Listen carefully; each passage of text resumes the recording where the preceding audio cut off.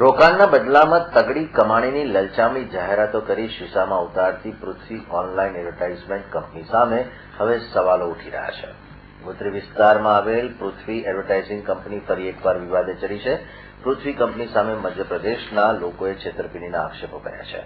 મધ્યપ્રદેશના ગીરધારી પાટીદારનું માનીએ તો તેણે અને તેના પરિવારે પૃથ્વીમાં 39 લાખ રૂપિયા રોકાણ કર્યું હતું.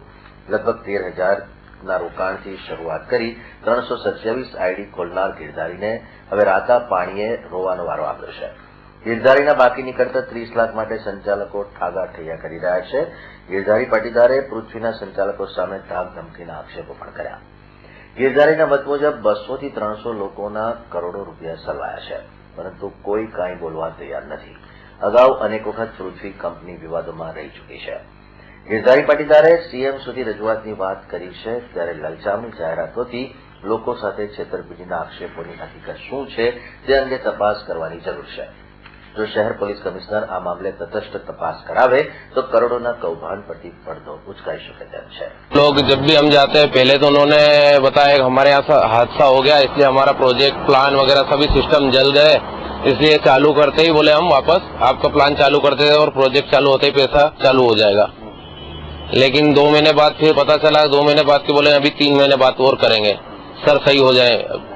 सर सही होने के बाद बोले अभी नहीं, बोले हम बोले सितंबर में पैसा देंगे. आज ऑफिस में गए थे तो क्या बताया उसके?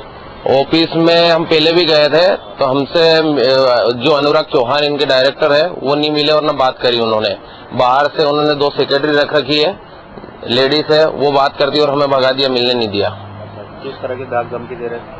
आज हम मिले तो आज नीचे मिल गए थे ऑफिस के नीचे ही, तब हम बात करने गए तो इनसे कुछ गलत शब्दों से बात की उन्होंने और ऊपर बोला कि बोले ऑफिस में जाना मत वरना वहीं मरवा दूंगा. बोले हम पैसे मांगने आए तो ये बोले जो भी हो तुम 30 लाख रुपया है हमारा. अच्छा, क्या बता रहे हो? वो बोल रहे कि तुमसे जो हो वो करो, मैं तुमको पैसा देने वाला नहीं हूँ.